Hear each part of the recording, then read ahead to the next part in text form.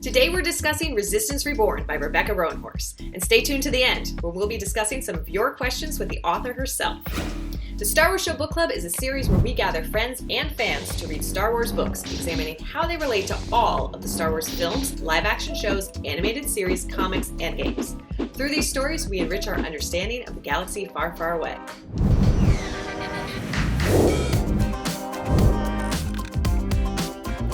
Hello, Kristin Baver here, ready for another fun book club chat with our new friends on this week's panel. This time our story starts right after the final events of Star Wars The Last Jedi, helping to bridge the gap between the defeat of the Resistance on Crate and the more substantial ragtag crew we encounter at the beginning of Star Wars The Rise of Skywalker. To rebuild their decimated forces, General Bria Lavorgna, Poe Dameron, and the rest of the survivors aboard the Millennium Falcon seek shelter on Ryloth, among the local freedom fighters we've encountered in Star Wars The Clone Wars and Star Wars Rebels, and embark on a trio of daring missions to secure new ships and allies. That includes heroes of the rebellion like Wedge Antilles and his wife Nora Wexley, the mother of Black Squadron's Snap Wexley, and familiar faces from other Star Wars stories. In the end, there's heartbreak and loss, but also a rekindling of hope as the Resistance takes it one day at a time to rebuild their ranks and continue to fight the First Order. Now let's meet our book club crew. Today on the show, we are joined by Dan, co-author of the upcoming The Star Wars book. Hey, Dan. Hey, thanks for having me here. McClunky. Thanks for being here. We also have Bria, a StarWars.com contributing writer. Hey, Bria. Hi, I'm here for the Inferno Squad representation. Nice. You'll be making the presentation, right? Yes, there's a PowerPoint and everything. We also have Elisabeth from the StarWars.com team. Hey, Elisabeth. Hi. Fun fact, Elisabeth will also be editing this show. So now let's get to it. Should we dive in? There's not a lot of Wedge Antilles on screen in The Rise of Skywalker, but I loved how much time we got to spend with that character and his sassy wife, Nora, in this book. Wedge, especially getting the news of Luke dying, was just a really heartbreaking scene for me. You know, the loss of the Resistance leaders for him suggests that the First Order has already won. Like, he's ready to give up before he's even started fighting.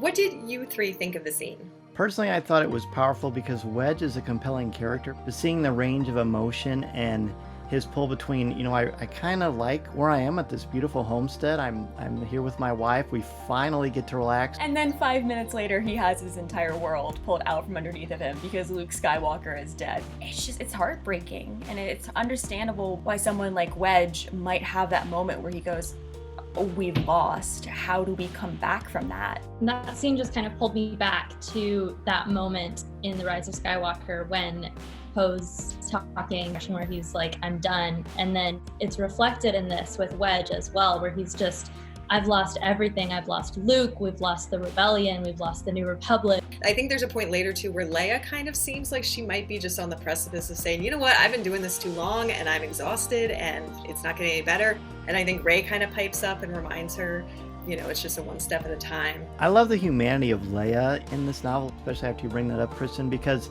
she is always the pinnacle of hope, and she's the one that everyone looks to both in and out of the book. And the fact that she is so human and has moments where she is discouraged. She's actually discouraged, which we don't see very often with Leia. And the way that they humanize her, the way that Rebecca humanizes her, I think is really poignant and really brings you in even more emotionally to the book. I also thought it was a nice transition. We see her in The Rise of Skywalker where she's carrying on, but this kind of reminds us that she did basically die and she has to deal with that.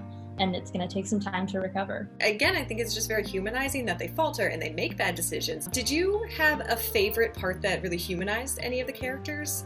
I don't know if it's a humanizing moment, but it was definitely a moment that just kind of was a turning point for a character. Winshire, my favorite moment of his, it's really kind of horrible, but when he just chucks the other guy over the edge of the bridge, hey, this guy is real and he's not messing around. I also kind of loved when he chucked the colonel, I think it was the colonel, over the bridge, where he was like, you know what, no, I am a good First Order officer. This guy's wrong. I think he's such a great example, though, of what really makes the First Order and then the Empire before it scary. There's also these great small moments of pure brutality that I thought really served to show how horrid the First Order could be, but also how that coldness could work against them. Like, you see the whole, the brutal beating of Yamadex. You see her just turn on a dime and she was like, yeah, I'll help you guys. And she's kind of the reason they're even successful on Corellia That incredible arrogance that they continue to portray is their undoing, very much because they refuse to believe that someone that in their mind is beneath them could do anything to harm them or interfere with the vision of the First Order. Did reading this book now, after you've seen both The Last Jedi and The Rise of Skywalker, so we've completed the sequel trilogy, did reading the book after seeing all three movies shift your perception either of the book or the story that unfolds on film at all? Of seeing the behind the scenes of the characters, kind of having that influence how I see them in The Rise of Skywalker, just give them all just a little bit more depth, and especially characters like Rose, who we get to see a little bit more of her in this book and just how integral she is to the Resistance. Totally agree. Rose, even a little bit of a spotlight on Rose is great because you get to see they need her. She is an absolute, as you just said, a very integral part of this.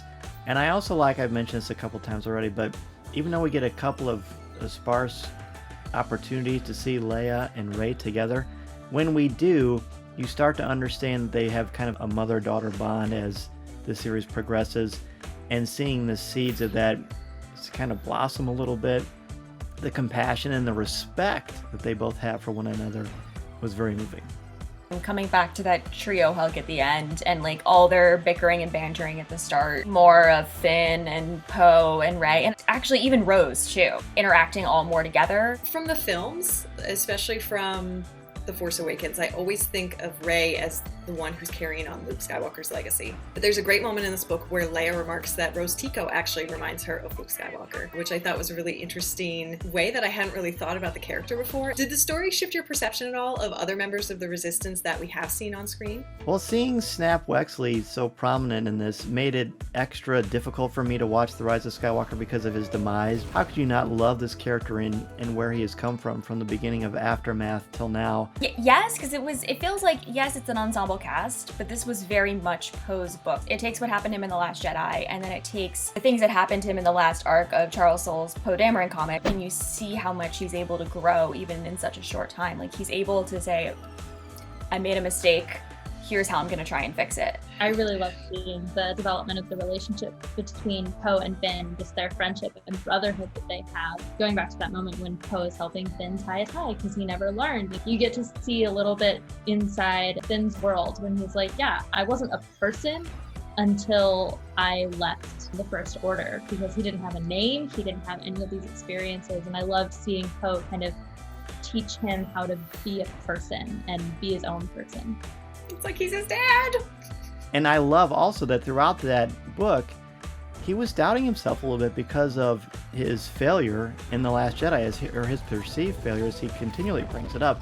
And the fact that he's able to rally himself at the end and bring everyone together on the same page with all these different personalities is outstanding. Yeah. Speaking of good Poe moments, where he kind of gets challenged about things that happened, some of them were your fault, and he just straight up goes, yeah, they were, and it's something that I have to live with and I have to deal with. And then he's searching for the right words, and Zay says, a choice to be better, which is my favorite line in Battlefront 2. Because that's really what it is, and it's what Star Wars is about. It's the people who make the choice to be better. It's about the people who make the choice to keep doing the right thing and to keep doing the good thing. That's why good wins, and that's why the bad guys don't. Yeah, no, this is a great chat. Thank you all for making time for it, too. Reading's my superpower. I was good. Star Wars homework is the best kind. It's true. That's true.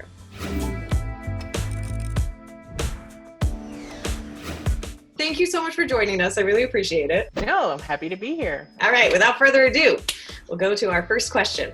John Leopold writes, was it difficult to write the scene when Snap informs Wedge and Nora about Luke and Han? It was an emotional scene, and I really wanted to capture that. I don't know if it's so much difficult. It's a little bit heart-wrenching, I guess. That's difficult. But that's what I live for. I think that's what authors live for, is to try to capture that emotion, to try to capture that that truth of a character's reaction to something, so important and so visceral as something like that. Penelope Cat writes, I love the wrapping up of the stories from the Poe Dameron comic. Was that a series you had been following? What was the inspiration for tying into that story?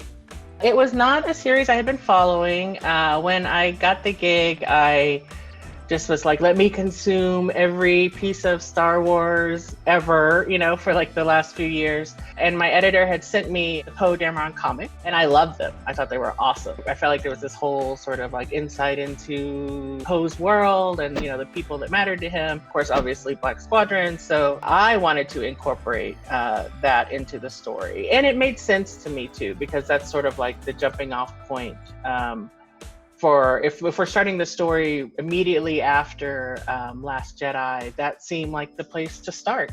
Bailey Wharton writes, what challenges did you face bringing so many past fan favorite characters back into the story? And personally, who was your favorite character to write? Very challenging, because what I wanted to do most was get the voices right. I mean, these are people and characters that fans have lived with sometimes their entire lives, and it means something to them that are important. So it was important to me to get them right, or at least, get them familiar so that you would be like, oh yeah, that's Shriv's voice. That is Shriv, And he was my favorite, clearly.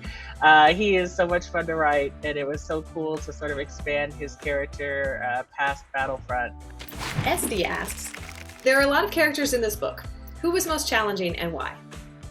I would say Leia. She's so well known. Her voice is so established. She is so important to the world and to so many fans that I really had to get her right. She was definitely the one I was most worried about, especially since Jen was going to be reading as the executive editor, and I know how she feels about Leia. Who was there to help with the One process. line I think I had where I said something like, Leia chuckled or something, and she did. She gave me an editorial note, Leia does not chuckle. I'm like, oh, okay. Yeah. Leia laughed regally because Yes. she's royalty. The end. Exactly. This one's from Jason Powell. Can you speak about the theme of fear versus hope? Yeah, that's really what my sort of villain arc was about. I have the character Winsher Bratt, and he's sort of this mid-level bureaucrat who is not a particularly evil man when he starts. He's just sort of spineless and normal. I would hope, he's sort of like a lot of us could be in a government like that. And I really wanted his arc to show what happens when you just start to accept what you feel like is the inevitable. Like, oh, these powers are, sort of beyond me, and I might as well go along to get along, and hey, maybe I can profit. And then I start to enjoy the little indignities, like maybe I can bully, this young girl, and maybe I can get myself a little extra on the side, and slowly it starts to erode who you are as a person. Someone like Poe, who has really messed up royally, when the book starts. And it was really important to me to give him some sort of arc that wasn't just a simple take on redemption, that it was something where it was more like an atonement, that he had to live with what he had done and the deaths that he had caused, and hopefully grow from them. That is all of our questions from our lovely readers, but I did want to ask you, what is next for you? I know you are one of the authors that's involved in the Clone Wars anthology book that's coming out soon. Yes, so I got to write Darth Maul for the Clone Wars anthology book. It's called Stories of Light and Dark. It is middle grade, so it is aimed at a younger reading audience, but it was a lot of fun. Darth Maul is a character that I really love. Like, talk about a rich, complicated character. He definitely has all those aspects, and so I jumped at the chance to write him. Thank you so much for joining us today, Rebecca. No, thanks for having me. This was great. And thanks to all of you who joined in from home, read along, and sent in your questions for today. Come back next time when the Star Wars Show Book Club will be reading Shattered Empire by Greg Rucka. And don't forget to tweet us your questions using the hashtag SWSBCShattered. Until then, keep reading and may the Force be with you.